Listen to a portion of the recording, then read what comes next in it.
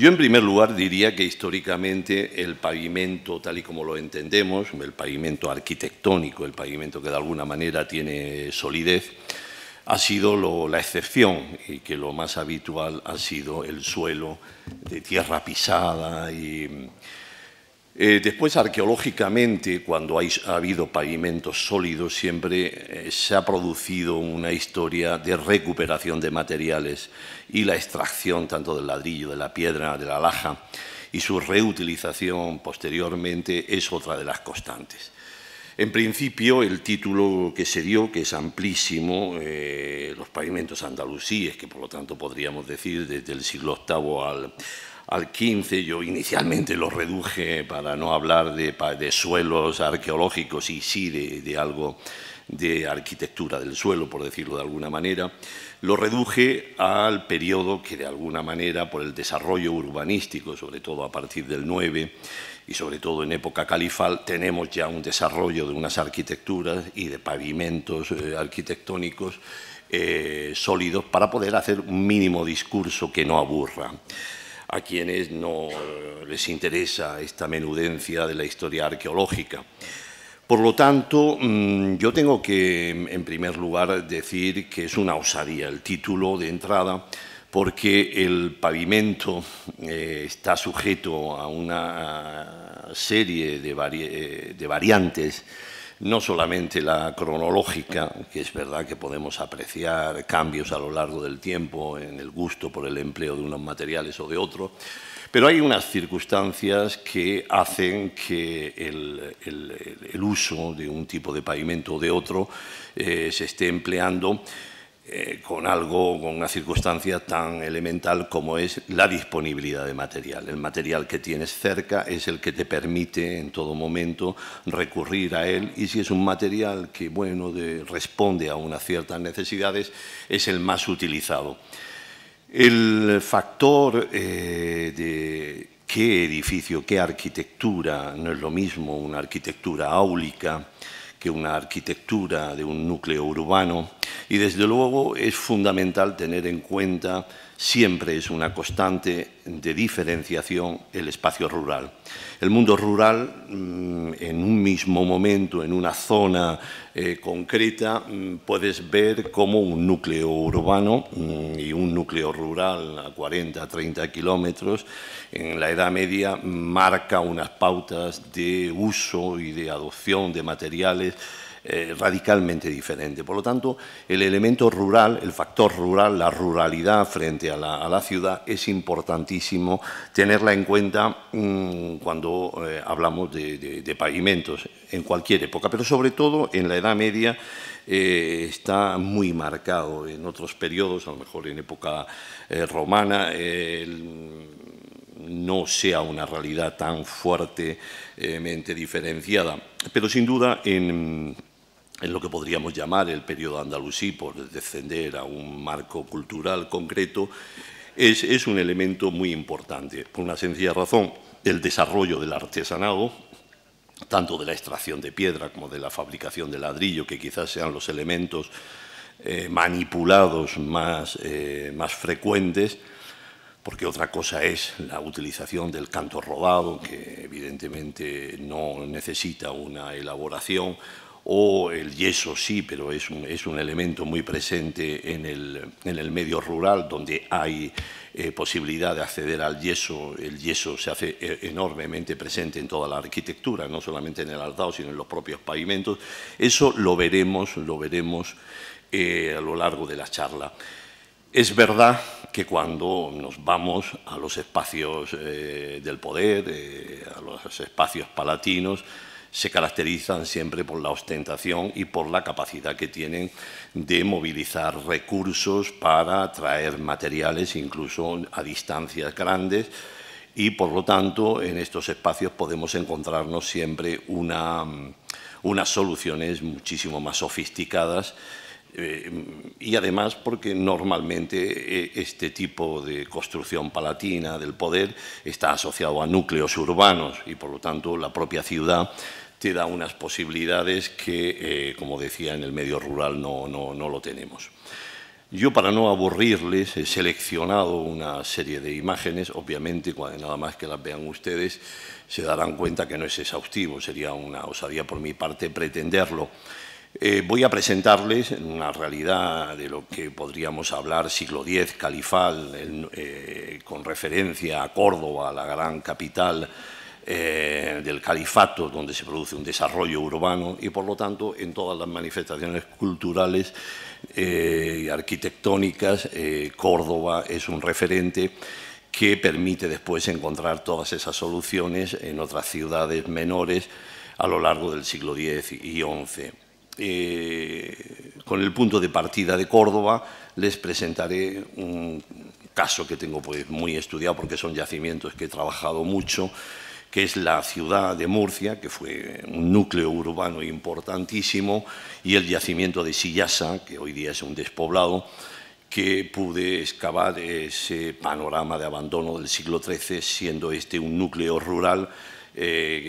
Ambas ciudades son afectadas por la conquista del XIII y presentan un horizonte cronológico muy similar, histórico, geográfico, y lo he seleccionado para que vean ustedes ese contraste entre el medio rural y el urbano en un espacio muy delimitado, como es la Vega del Segura, entre Murcia y Cieza, unos 40 kilómetros, y las diferencias también locales en la disponibilidad de materiales. A 25 kilómetros está Orihuela, ya en la provincia de Alicante, y presenta una disponibilidad en el uso de la piedra y con soluciones diferentes en el mismo momento. O un ejemplo como puede ser el de la Córdoba del 12 en contraste con estas otras ciudades y con la evolución de estos materiales en el uso de pavimentos rígidos, en donde vemos que hay un proceso que, grosso modo, podríamos ver cómo el uso de la piedra a partir del 12 se va sustituyendo por un predominio del ladrillo. Sin embargo, la Córdoba del 12, la Córdoba que ya tiene unas ruinas inmensas del periodo califal, estas ruinas le facilitó a Córdoba una disponibilidad de piedra que marca toda la arquitectura, no solamente del pavimento, sino cualquier otra arquitectura, en la recuperación de sillares de la gran expansión de la Córdoba en los arrabales, y por lo tanto el ladrillo es muy escaso. En este caso no es un fenómeno que se explique porque no exista un núcleo urbano que no pueda hacer, sino que lo que existe es muchísima piedra, y por lo tanto la gente nunca ha sido tonta en la historia, y si tiene ahí materiales de calidad que los puede reutilizar sin tener que ir a la cantera, sin tener que tallar, sino recuperarlos de las ruinas y llevárselos a la ciudad, eso explica que toda su arquitectura en Baja Edad Media sea predominante la sillería de reutilización.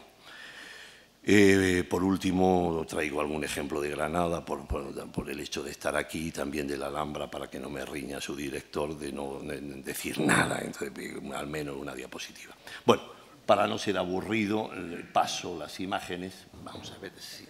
¿Qué? Esto, en el momento que salgo de mi ordenador, ya soy tonto. Vamos a ver si aquí con este...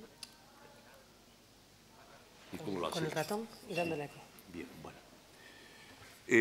Medina Zara, obviamente, no solamente la Córdoba califal, sino la ciudad palatina. Creo que es un espacio ideal para manifestar esas realidades de soluciones en los patios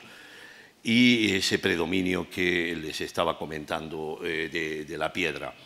Se utiliza también en este periodo no solamente la piedra tallada, sino también la loseta de cerámica. En línea de lo que antes les comentaba, el uso del mármol de manera extraordinaria se emplea en algunos de los patios de Medina Zara, y aquí les pongo un ejemplo de estas soluciones elaboradísimas con unos materiales lógicamente caros. Otra imagen de ese mismo patio de Medina Zara. Lo que ha aportado fuera ya de lo que es el área palatina, como en esas dos imágenes he querido darles esa visión de la realidad palatina que marca unas soluciones en los pavimentos diferenciados en general de otras realidades contemporáneas, con elementos obviamente comunes. En un mismo espacio palatino nos encontramos realidades espaciales y funcionales que hacen que el empleo de los materiales en función de lo que se hace en los patios y del prestigio y de la ostentación que requiere ese patio, pues emplea un material u otro. Pero quería de alguna manera presentarle, por decir de alguna manera, la Córdoba califal normal, en este caso los arrabales. Todos ustedes conocen que el núcleo histórico de Córdoba, que llega al siglo XX, tuvo unas ruinas a lo largo de toda su historia de unas dimensiones excepcionales, que fueron los arrabales de la gran expansión de los siglos IX y X. Tras la caída del califato se produce un abandono, una salida muy sustancial de población, y lo que se genera son despoblados inmensos en la periferia de la ciudad de Córdoba, que solamente ahora, a finales del XX y principios del siglo XXI, con la expansión, con la gran expansión que todas las ciudades están sufriendo, inciden en esta periferia. En este caso, como pueden ver, es un vial que se está haciendo en la periferia de Córdoba, y con esa franja de lo excavado, ustedes se pueden imaginar qué supuso esa gran ciudad cordobesa, que teníamos información a través de las fuentes escritas, que los arrabales eran inmensos, pero nunca nos podíamos imaginar que la realidad arqueológica no solamente lo confirmaría, sino que siempre ahí está la sospecha de que la fuente escrita puede exagerar. Claro, la excavación arqueológica no, eso está saliendo y creando unos problemas obviamente graves, porque en la expansión de la ciudad sobre estas zonas arqueológicas pues crea el conflicto de las necesidades actuales y de un panorama realmente único. Yo creo que estos arrabales es el gran hallazgo arqueológico del siglo XX y XXI de arqueología andalusí, y el que está presentando más posibilidades de estudio. Lamentablemente esto se hace en el marco de intervenciones urbanísticas, se hace por empresas arqueológicas, que obviamente su misión no es la investigación, y se hace lo que se puede. Y la información que se saca pues es la que en las actuales circunstancias de entender cómo se tiene que intervenir en los procesos de sustitución de solares o de ampliaciones de las zonas urbanas en zonas arqueológicas, en ciudades vivas,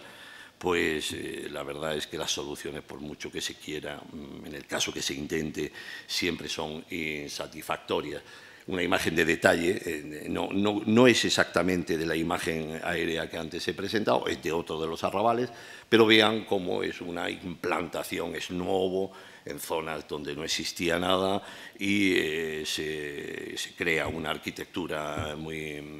regular. En gran medida, mi hipótesis siempre ha sido defender que estas regularidades no es tanto un deseo de diseño por parte del Estado omeya, sino que los espacios agrícolas terminan prestando su propia estructura regular a las expansiones urbanas que se hacen sobre esos espacios agrícolas. Voy al grano porque esto en principio a ustedes no me han llamado para eso. Soluciones similares a las que hemos visto en Medinazara, con el empleo de piedra, pues pueden ver aquí un patio con su elemento central cuadrado donde se sitúa el pozo, los típicos andenes más elevados y un suelo rígido en este caso.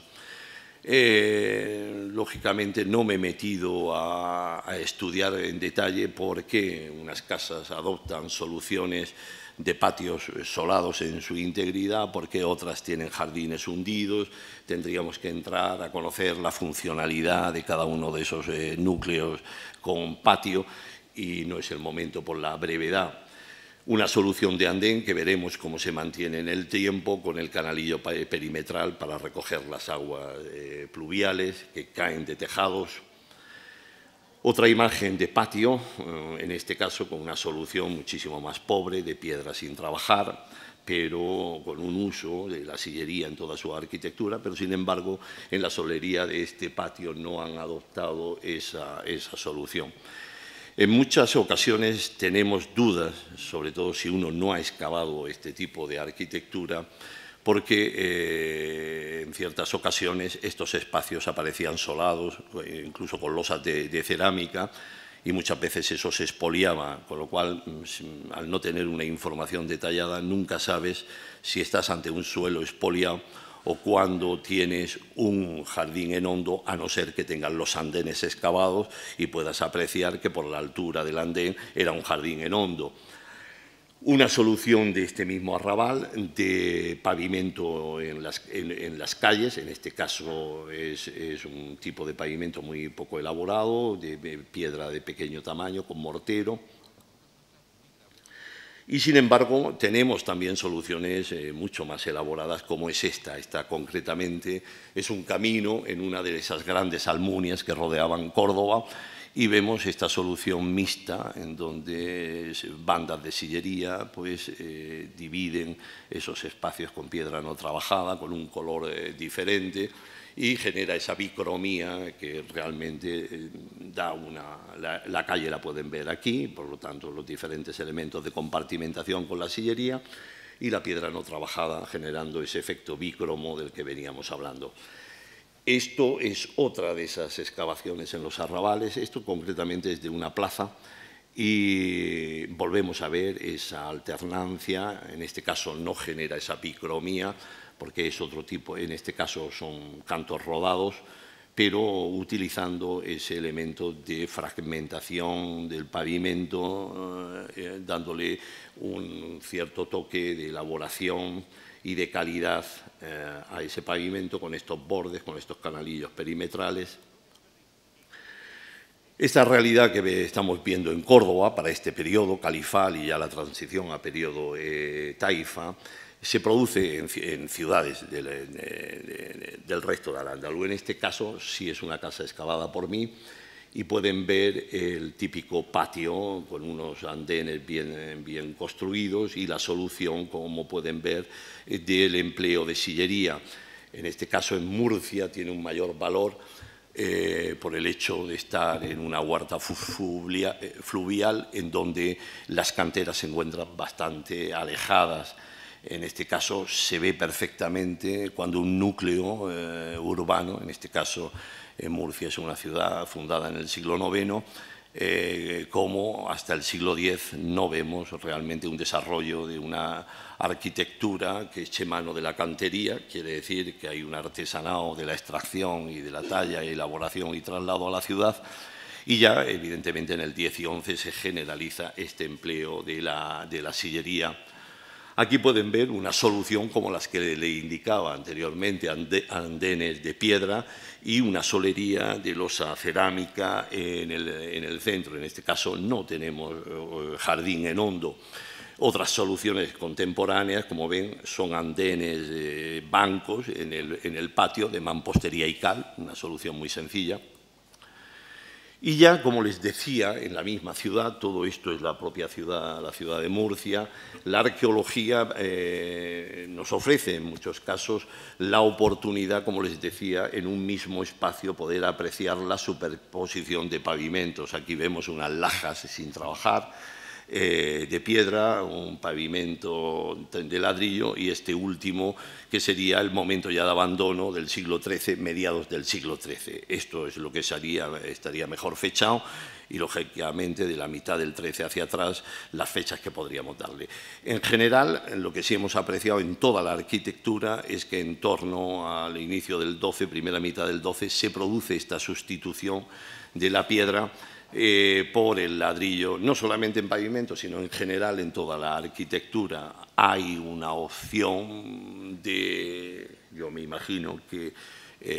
con un estudio más en profundidad llegaríamos a la conclusión de que finalmente el empleo aquí, concretamente en Murcia, del ladrillo era más económico que la extracción de la piedra, su tallado y traslado a la ciudad. Eso es lo que finalmente puede explicar que en el 12 se intensifique el ladrillo. No obstante, si fuera esa la única razón, perfectamente se podría haber hecho en el siglo X y no se hizo. Y, sin embargo, en el 12-13 se va generalizando este tipo de pavimentos. Todos estos pavimentos conocen el momento de la conquista de la ciudad a mediados del siglo XIII con soluciones dentro de la sencillez muy elaboradas, con estas bandas perimetrales, con estas soluciones de ángulo, de lo que sería el empleo del ladrillo. Aquí pueden ver la expansión del ladrillo incluso dentro de los salones, que eran de suelo de cal, perdón, y como en el 13 son sustituidos por pavimentos de ladrillo. No solamente esto lo hemos constatado, como decíamos, en los patios, donde sí hay pavimentos, lógicamente, o de piedra, lajas o ladrillos, sino perdón, en el interior, en los espacios cubiertos, se da también este salto, ya a finales del 12, principios del 13, en el empleo en su interior también de ladrillo. Otro ejemplo murciano, en donde es frecuente también el uso del ladrillo. Estamos en mediados del siglo XIII, se sigue empleando la piedra, como pueden ver ustedes, este tipo de sillar tallado con moldura, el típico canal que recoge aguas de tejados para impedir que se inunden las zonas ajardinadas en hondo, que podían estar a 40 centímetros o incluso 50, y la zona de andén de estos jardines que, sin duda, insisto, estaban en hondo. Yo creo que estas soluciones es el punto de caída de agua de los dos contactos de los tejados, de los faldones de tejado, y por lo tanto una solución para evitar la erosión por la caída de agua. Sin embargo, en una ciudad a 25 kilómetros dentro del mismo valle del Segura, vemos que la piedra se sigue utilizando. Allí tienen canteras a pie de la ciudad y no ven la necesidad de que se produzca esta sustitución. Como ven, en la misma solución de canalillo perimetral, en este caso es idéntico en el empleo de la piedra, pero sin embargo el andén siguen empleando la losa de piedra. De alguna manera, cuando excavamos, pues el arqueólogo se plantea un poco hacer el análisis estratigráfico de la calle. Para mí siempre ha sido una sorpresa que, mientras que dentro de las casas tenemos unos pavimentos sólidos, en este caso de cal, mortero de cal, nos vamos a la calle. Aquí pueden ver la tarjea, aquí pueden ver también la fosa de limpieza de esta tarjea, y el último momento que tiene que corresponder al momento de conquista del 13, el colapso de la infraestructura sanitaria. Como ven, ya a partir de aquí, la no ruptura de la estratigrafía lo que les está diciendo es que esto definitivamente se colapsó con la conquista cristiana, la pérdida de población, abandono, imposibilidad de mantener la vida intensa de la ciudad andalusí por los castellanos, por un número de repobladores menores, y por lo tanto hay una información estratigráfica realmente valiosa. Pero en general, para mí, lo sorprendente es que no encuentro pavimentos realmente rígidos en las calles. Insisto en que muchas veces se recupera el material y es difícil, sobre todo cuando es un material que puedes recuperar. Un suelo de cal no es recuperable y, por lo tanto, en el interior de las casas tienes estos suelos. Aquí pueden ver otra calle, y tampoco esta es la muralla de la ciudad, una casa intramuros, y la calle también con los mismos problemas. El ejemplo de ese espacio rural que tenía interés que ustedes vieran en ese paralelo cronológicamente dentro del mismo Reino de Murcia, del mismo Valle del Segura, la excavación que yo realicé en mis tiempos jóvenes aquí en la ladera, es todo esto, el núcleo, el Gisin Sillasa, núcleo secundario, por decirlo de alguna manera. Las fuentes nunca aparece mencionado como Madina. La realidad arqueológica evidencia que no tenemos un desarrollo de un artesanado de extracción de piedra ni elaboración del ladrillo. Y creo que es útil que vean ustedes qué nos encontramos allí. Esto es Murcia, esto es Sillasa, unos 40-45 kilómetros de distancia. El poblado excavado es esto es la prospección superficial, y van a ver ustedes ese poblado en ladera. Y les presento ese contraste de ciudad de Murcia, mediados del siglo XIII, núcleo de Sillasa, núcleo rural, donde, como pueden ver en las calles, nos encontramos este tipo de pavimento, todo con un empleo de yeso, en el patio exactamente igual. Aquí tenemos los rotos de los años que durante el abandono, hasta que la casa se colapsa, de los tejados, podemos ver los rotos allí. Pero lo interesante es este diametral uso de materiales y de soluciones a la hora de pavimentar los patios. Creo que es muy evidente y no merece la pena un detalle, porque algunos de ustedes tendrán curiosidad de ver esta omnipresencia del yeso, que lo tienen a pie de yacimiento, de poblado, y es una ciudad, por decirlo de alguna manera, de tapial y yeso en todos. Incluso la mampostería se encofra con yeso, y es realmente característico de un núcleo rural donde prácticamente es inexistente el ladrillo. Pero curiosamente se desarrolla un artesanado del yeso elaboradísimo, con una talla del yeso de máxima calidad.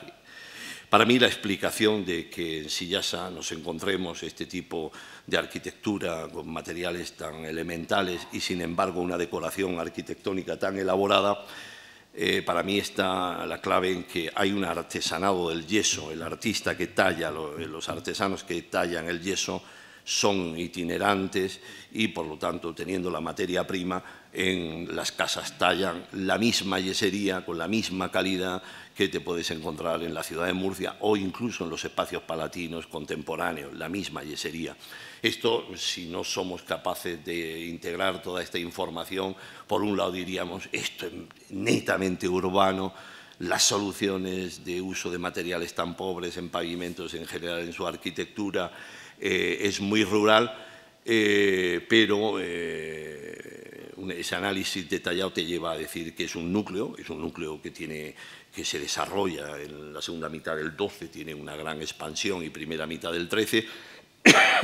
y que no da el salto a ese desarrollo del artesanado. Evidentemente, si esto no se hubiera conquistado en el XIII, no se hubiera abandonado y hubiera tenido dos siglos más como ciudad nazarí, no hubiera quedado en el Reino de Murcia, pues a lo mejor la ciudad hubiera saltado suficientemente a un desarrollo y se hubiera podido convertir en una Madina en toda regla. No obstante, estos temas son complejos, porque las posibilidades de desarrollo de los núcleos están en función de los espacios de cultivo. Cuando tú tienes una vega fluvial muy estrecha, las posibilidades de crecimiento de los espacios irrigados son limitados, no puedes seguir conquistando, y lo que se produce son los fenómenos de segmentación de grupos humanos que se van más arriba a buscar otros espacios de cultivo, y sin embargo la ciudad tiene dificultades. Pero bueno, no sabemos qué hubiera sucedido si, en vez de ser conquistada en 1243, pues hubiera llegado como parte del Reino de Granada 2 siglos y medio. Bueno. Esto también es otro ejemplo murciano, es la mezquita del Centeno en Lorca, donde volvemos a ver, es un medio rural completamente, es un hallazgo interesantísimo de una mezquita aljama rural, donde los pavimentos y la arquitectura es exactamente igual. Es el predominio del yeso, tanto dentro de la sala de oración como en los espacios periféricos, en las calles que rodean. Como pueden ver, hoy día es un campo de almendros, y había un montículo, y se pudo descubrir esta mezquita tan interesante, como ven, con su muro, con su nicho para el minbar, y por lo tanto es una mezquita aljama, y uno de los poquísimos ejemplos que tenemos de mezquitas aljama. El caso de Córdoba, la Córdoba del 12, donde pueden ver cómo continúa me ha saltado, ahora no sé cómo, no.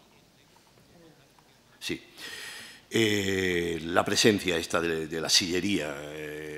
en un periodo, como les decía a ustedes, donde el ladrillo ahí está completamente ausente. Es un patio, en este caso doméstico, un andén claramente diferenciado, un jardín deprimido, como pueden ver hay un escalón a este andén que permite llegar al pozo, la pequeña alberquilla. Esto, lógicamente, si tuviéramos un espacio mayor de patio, pues se organizaría con una solución de crucero típica del 12, que aquí en una casa se amontona, por decirlo de alguna manera. La alberca, si estuviera tenido más, se hubiera organizado en un crucero, como vamos a ver ahora en el ejemplo de Granada. Esta es una casa del 12, granadina, en San Juan de los Reyes, y aquí sí pueden ver la solución de la típica alberquilla, andenes de piedra, el uso del ladrillo. Aquí, como ven, en este momento el ladrillo está también presente, la piedra también está presente, el ladrillo, y en este caso es la ruina esta de mediados del 12 que se produce en el barrio de Axares, aquí de Granada, y la destrucción de todo el barrio que se produce con el asedio de Ismardanis. Pueden ver los pilares cómo caen,